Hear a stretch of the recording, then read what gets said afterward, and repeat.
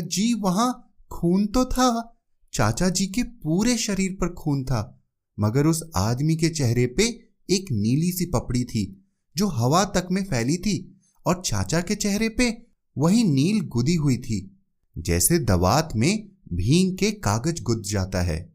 जज ने उसकी बात समझने की कोशिश की, पर यह अनुभव सबके सर के पार था।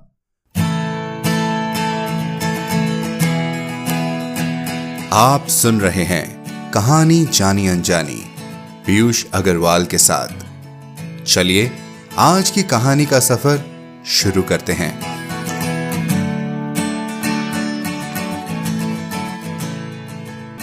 हेलो जी, नमस्कार, नमस्ते, कैसे हैं आप लोग? पहले तो तहे दिल से धन्यवाद आपके साथ और प्रोत्साहन का। आशा करते हैं कि इन कठिनाइयों के वक्त में आप कहानियों से कुछ सुकून पा रहे हैं। आज कुछ रंगों की बात करते हैं। हर चीज को खुशनुमा बना देते हैं रंग, हर माहौल को बयां करते हैं रंग। पर क्या रंगों में किसी ने अपने हालात को देखा है? हालातों के साथ अपने आंखों के आगे बदलते रंगों का बदलना देखा है? ऐसा ही कुछ सुनेंगे आप हमारी आज की कहानी में, जिसमें दर्शाया गया है कि हर पहलू रंगों से बयां होता है। हमारी आज की कहानी है नीले चकत्ते, जो कि हमारी अनकही कहानियां प्रतियोगिता की विजेता कहानी है। इस कहानी को लिखा है अभिनव यादव जी ने। अभिनव जी फिलहाल सिंगापुर में रहते हैं और एक सफल बिजनेसमैन होने के साथ साथ एक युवा कवि और लेखक भी हैं। उनका जन्म और बचपन लखनऊ में बीता है। अभिनव जी यूं तो विज्ञान के विद्यार्थी हैं, लेकिन हिंदी साहित्य पढ़ने और लिखने में विशेष रुचि रखते हैं। ये निरंतर रूप से हिंदी पत्रिकाओं में योगदान करते हैं, जैसे कि सदा नीरा, वसुधा, पहल इत्यादि। अभिनव जी के बारे में और जानकारी के लिए आप हमारी वेबसाइट piyushagarwal.com पर शो नोट्स देख सकते हैं। तो चलिए बढ़ते हैं आज की कहानी की ओर।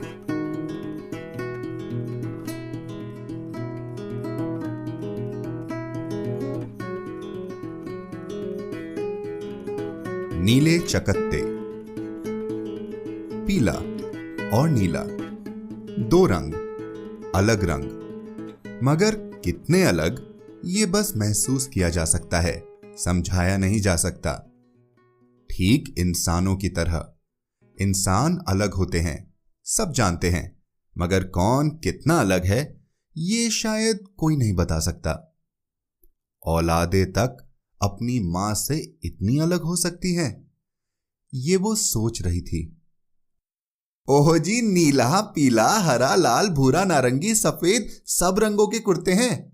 सबके सब अच्छे हैं भाभी जी, सब आपकी पसंद पर है। मेरा मानना है रंग अलग होते हैं, मगर सभी रंगों को खुशनुमा बनाया जा सकता है। बस कारीगर में कला होनी चाहिए। ये सब ब्रांडेड है जी।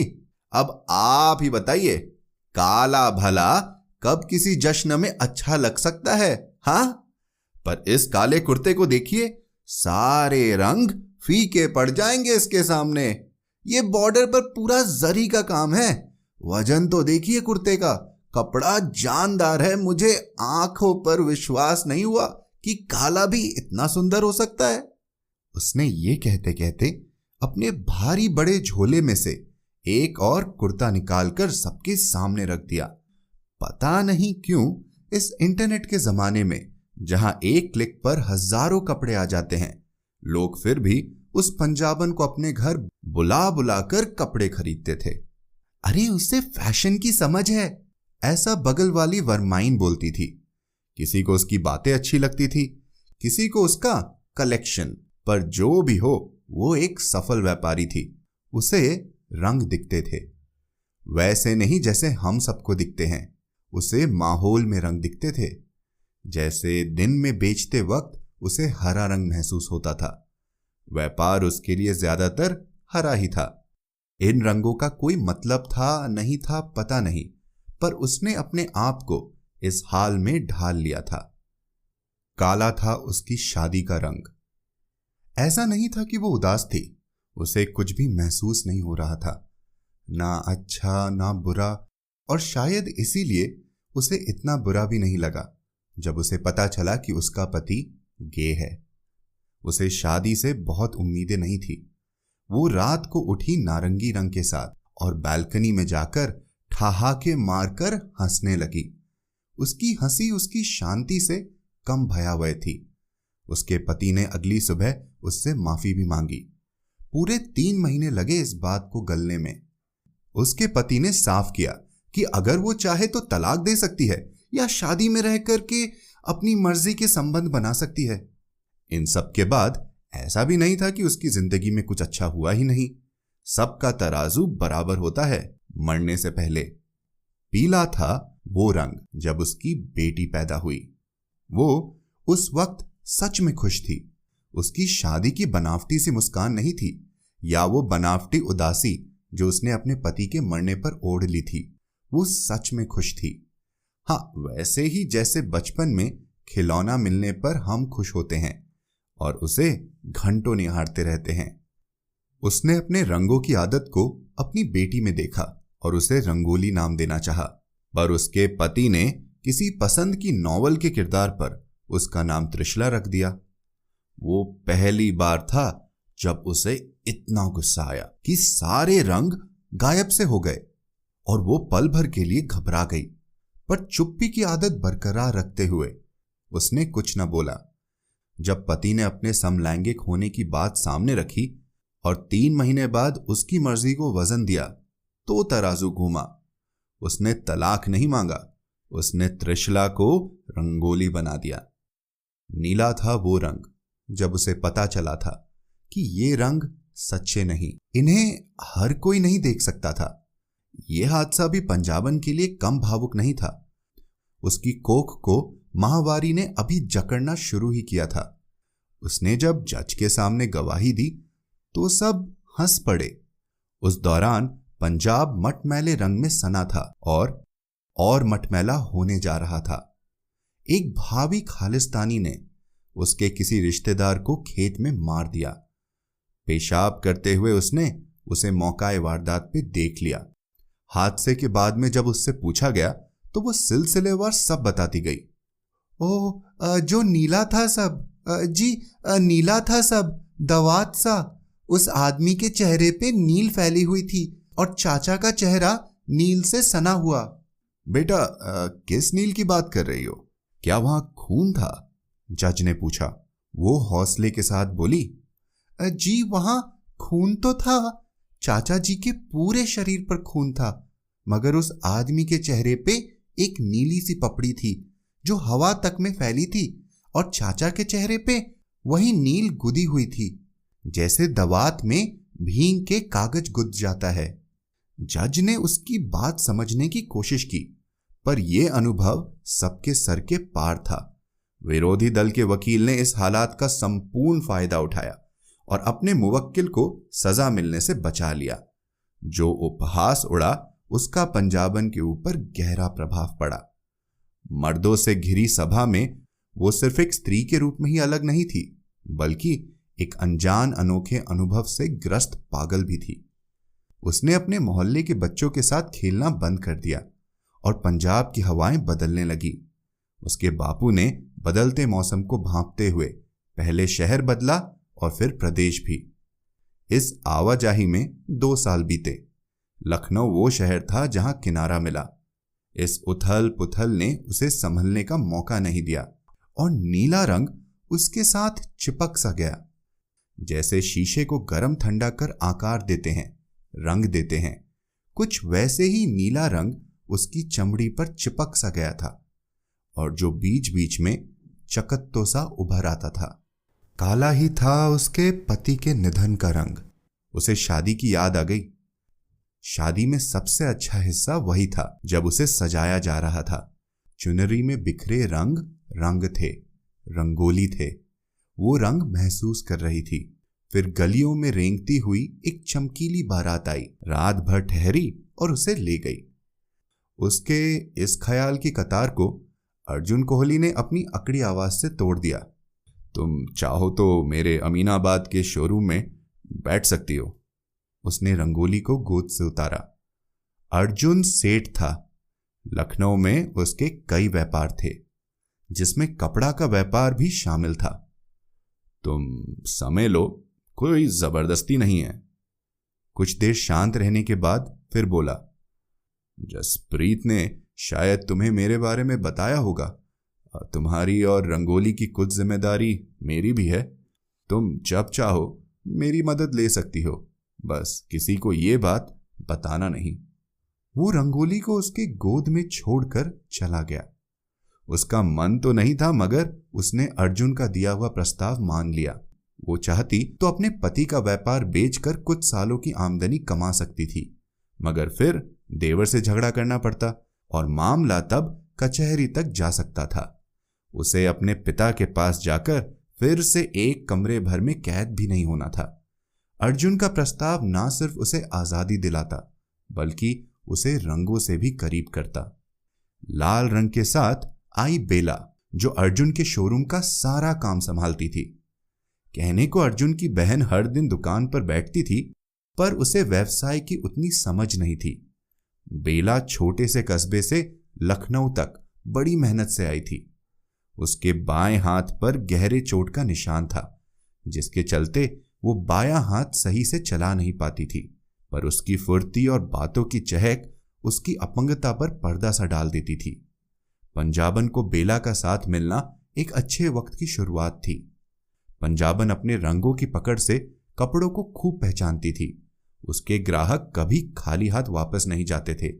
बेला ने उसकी इस खूबी को खूब पकड़ा और जल्द ही थोक बाजार की खरीद फरोख्त में उसे अपना सहभागी बना लिया। रंगोली में भी रंग दिखने लगे थे। वो भी अब स्कूल जाती, दुकान पर बैठती, शाम को खेलती और रात में मां से बात करती।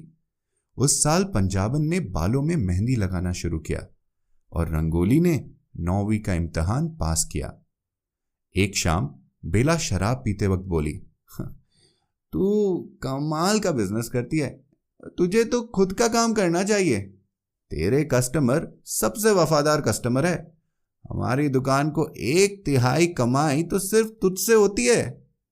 ये मोटी सेठानी से मेरा मन जल चुका है।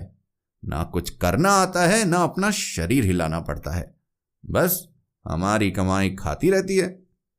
ओहो, पता है मुझे, पर सब कुछ पूंजी है। उसके पास पूंजी है, हमारे पास नहीं। हमें हमारे काम के पैसे पक्के मिलेंगे, उसे उसकी लागत के पैसे मिले ना मिले पता नहीं। बड़ी चिकचिक है बिजनेस में।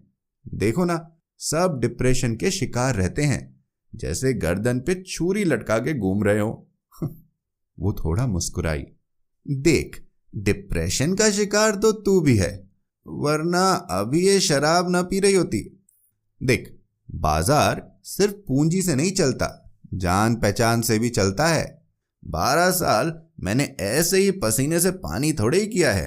मेरी भी पहचान है।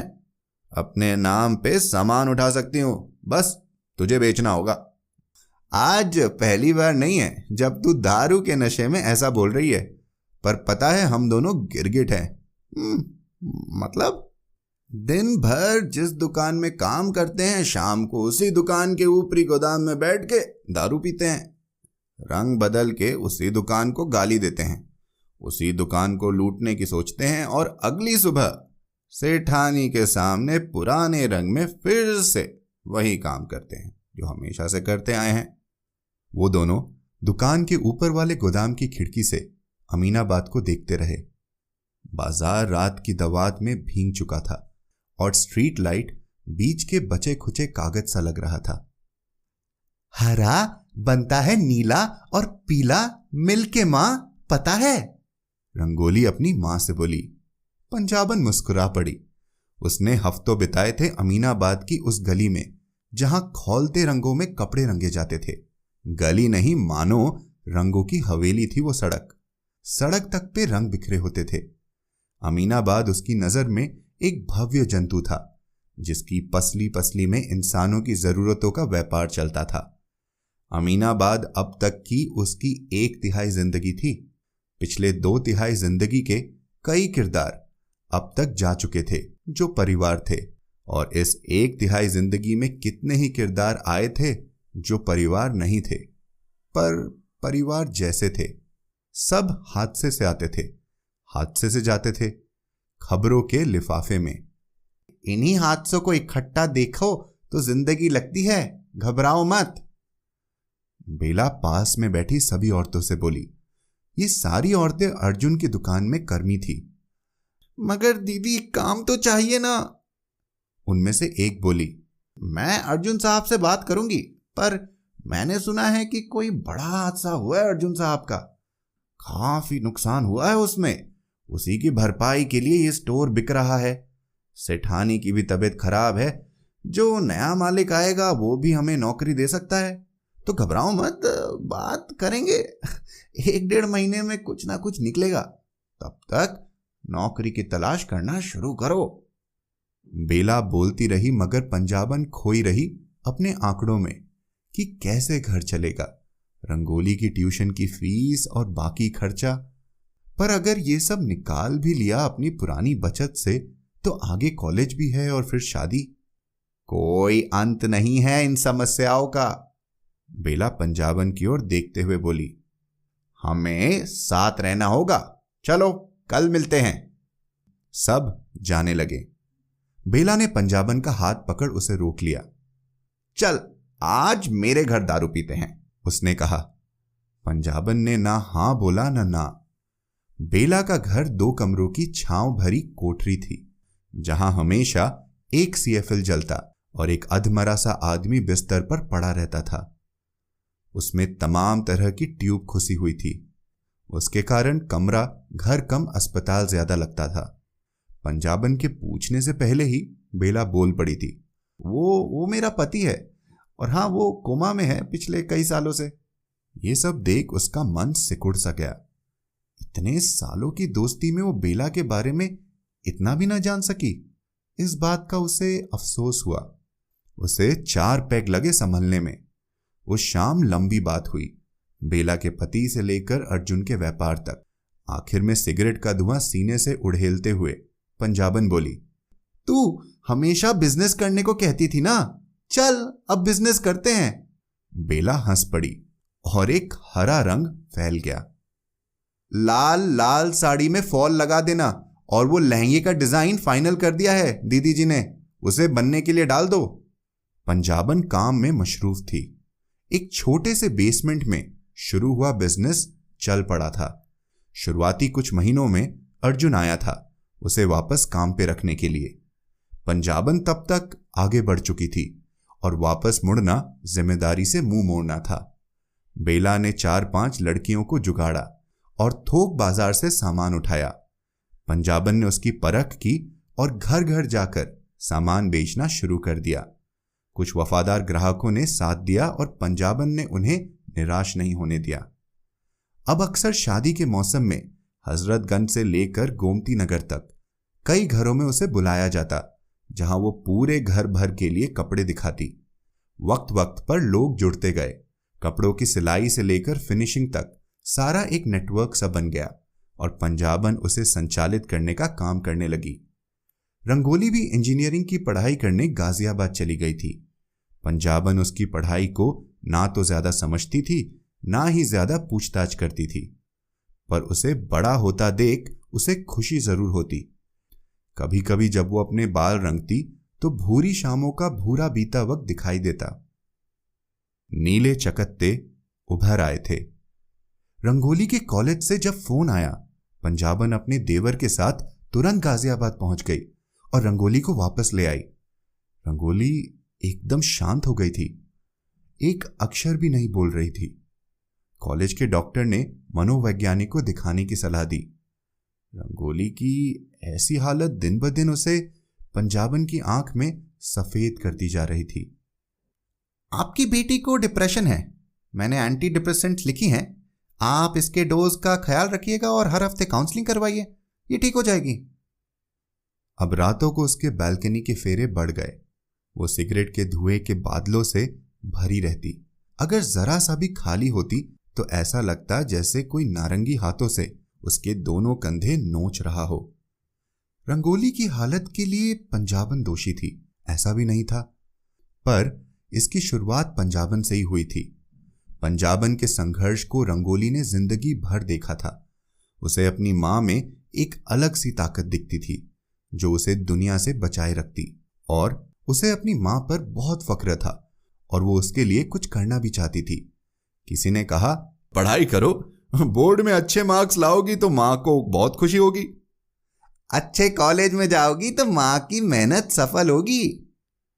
रंगोली ने खुद को झोंक सा दिया।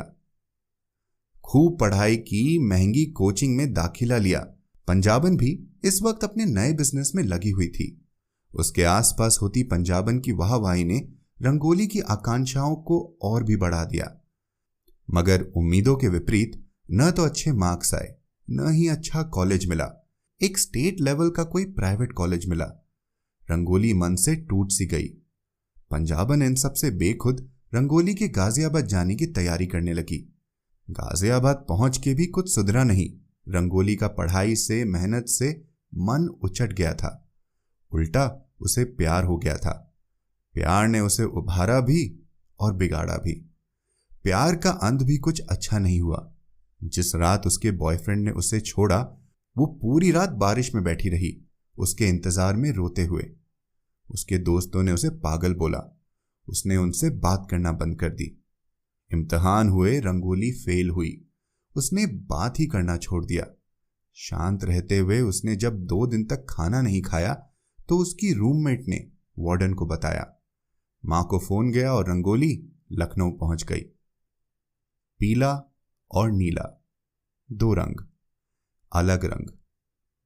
औलादे तक अपनी मां से इतनी अलग हो सकती हैं, ये वो सोचने लगी।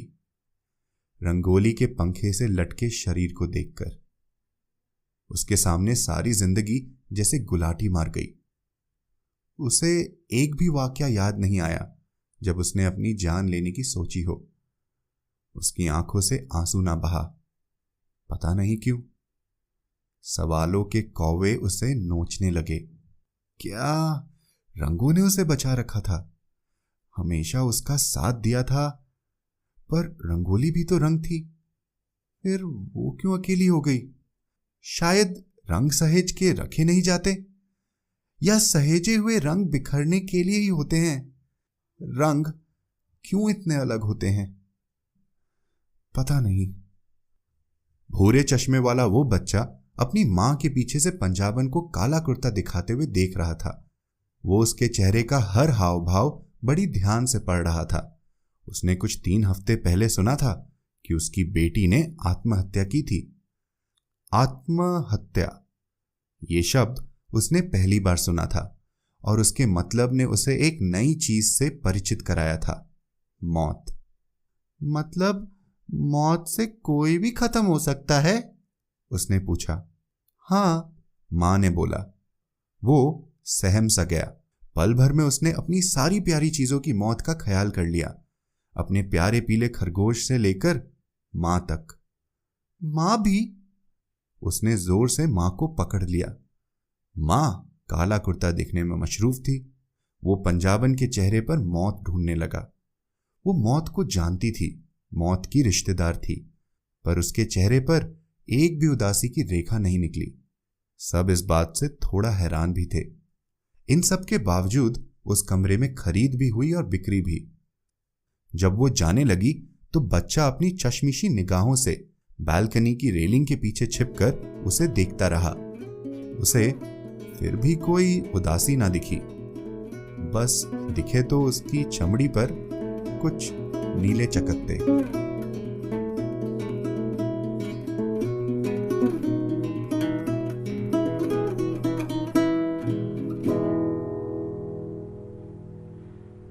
अभिनव जी नमस्कार। कहानी जानी अनजानी से पीयूष अग्रवाल मैं बोल रहा हूं और आपका बहुत बहुत शुक्रिया करना चाहूंगा कि आपने अपनी कहानी जानी अनजानी के अनकही कहानी प्रतियोगिता में सबमिट की और आज हम इतने लोगों तक वो कहानी सुना पा रहे हैं। क्योंकि हर कहानी के पीछे कोई कहानी होती है, हम चाहेंगे कि आपसे भी सुन सके कि नीले चकत्ते ये कहानी कैसे बन पड़ी, ये कहानी इस रूप में कैसे आई। मेरे हिसाब से तो भाई आपकी कहानी में 2 बहुत ही बड़े किरदार हैं। पहला तो हमारी पंजाबन है जो कि मेन प्रोटैगनिस्ट है जिसके बारे में पूरी कहानी लिखी गई है, और दूसरा रंग है।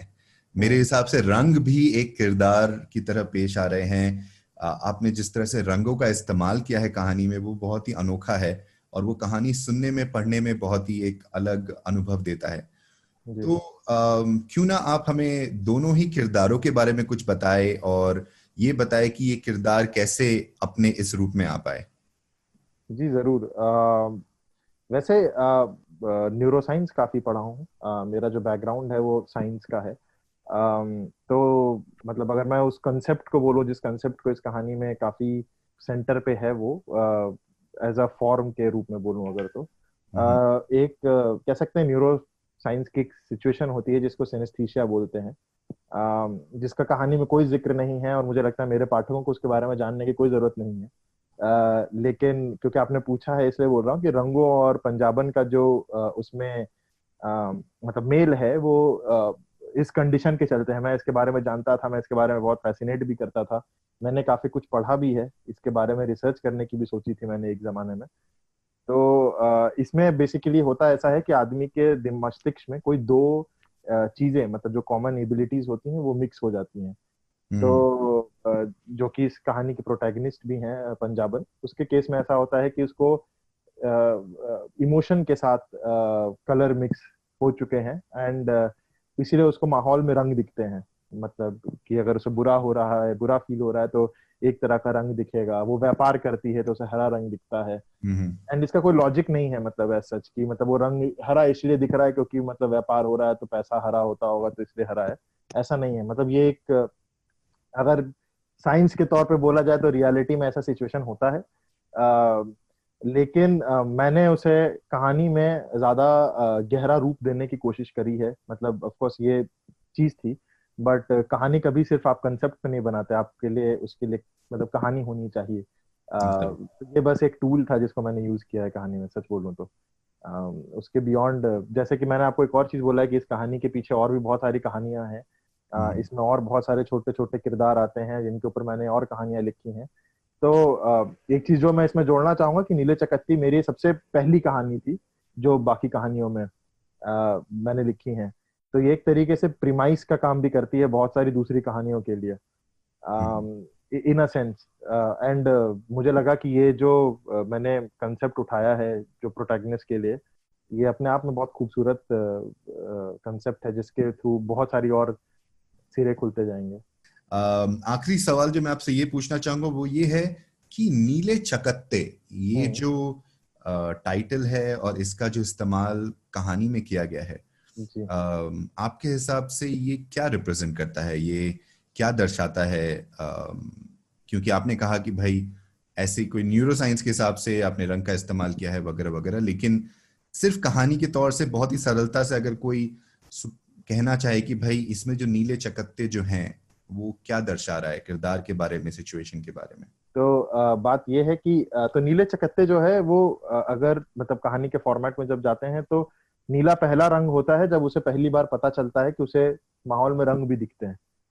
एंड उस समय एक हत्या हो रही होती है उसके सामने, और उसको खुद ही विश्वास नहीं होता कि ऐसा है। एंड उसके बाद उसकी लाइफ में बहुत कुछ होता है जिसके चलते वो एक ऐसा रंग है जो कि वो अपने ऊपर महसूस कर पाती है। मतलब इतना इतना ज्यादा प्रभाव होता है उस अकेले रंग का। नीला वैसे एक बहुत ग्रीमी रंग भी है जिसके साथ ओवरऑल एक अवसाद की भावना जुड़ी हुई है कहानी में। मतलब प्रखर है वो चीज की, मतलब अवसाद है, मतलब लाइफ में बहुत सारी दिक्कतें हैं। और शायद वहां पे वो मतलब अंत अंत में आते आते ये काफी मुखर भी होता है कि मतलब वो इतना अवसाद के रहने के बावजूद भी जिंदा है और झेल ले रही है, बल्कि उसके जीवन में कितने सारे ऐसे लोग हैं जो नहीं झेल पा रहे उस चीज को। तो वो जो नीला चकत्ता है वो, क्योंकि वो पहला रंग था और फिर एक थीम है इसके अराउंड, उसको थोड़ा बहुत शायद दर्शाता है। मैं वैसे बना रहा हूँ ये सब बहुत हद तक, बट ये है कि नीले चकत्ते मतलब जैसे जब उसे गुस्सा आता है तो सारे रंग गायब हो जाते हैं, लेकिन नीला चकत्ता उभर आता है। मतलब वो एक ऐसा है कि कई रंगों में दबा हुआ एक ऐसा रंग है जो मतलब कुछ नहीं होने पे भी उसके साथ है। वो उसकी आइडेंटिटी के काफी क्लोज है क्योंकि वो पहला रंग था। और बाद में एक बच्चा भी होता है जो कि एक्चुअली में ये थोड़ा सा बहुत ही ओपन एंडेड टाइप का है। उसके लिए आपको मुझे अगेन पब्लिसाइज कर रहा हूँ, आपको मेरी दूसरी कहानी पढ़नी पड़ेगी। बहुत बहुत धन्यवाद। आई नो कि ये जवाब आपके लिए बहुत आसान नहीं था कि भाई, क्योंकि आपने एक तरह से पूरी कहानी आपको खोलनी पड़ी बताने के लिए कि भाई क्यों है नीले चकत्ते, लेकिन क्योंकि मैं चाहता था कि हमारे सुनने वाले आपका भी आपके थ्रू भी सुन पाए कि भाई कि कैसे कहानी और कैसे इस रंग को निभाया गया है कहानी में। तो बहुत बहुत थैंक यू कि आपने हमारे साथ ये वक्त बिताया और खासकर हमारे साथ ये प्यारी कहानी बांटी। हम और सारे सुनने वाले जरूर इंतजार करेंगे कि कब हम बाकी कहानियां पढ़ सके। बहुत बहुत धन्यवाद अभिनव जी। तो ये थी नीले चकत्ते। कैसी लगी आपको पंजाबन की कहानी? क्या आपने भी कभी ऐसे रंगों को महसूस किया है? आप हमें जरूर लिख भेजिए hello@piyushagarwal.com पर। आज की कहानी के साथ कुछ अनकही कहानियां और उनके लेखकों से चर्चा खत्म हुई। हम फिर से धन्यवाद करते हैं अनकही कहानियों के प्रतिभागियों का, और हम जल्द ही लेकर आएंगे इस प्रतियोगिता का दूसरा भाग। तो बस कागज कलम उठाइए और आज से ही लिखना शुरू कीजिए एक खूबसूरत कहानी। इसी नोट पर आपसे विदा लेता हूं। हमें सब्सक्राइब करना ना भूलें। आप जहां भी हमारे कहानियां सुनते हैं उस ऐप में कमेंट या रिव्यू जरूर डालें। व्हाट्सएप पर दूसरों के साथ कहानियों को शेयर भी करें। आप सुन रहे थे कहानी जानी अनजानी पीयूष अग्रवाल के साथ, जो कि इंडी पॉडकास्टर की एक पेशकश है। तो हम आपसे मिलते रहेंगे हर शुक्रवार।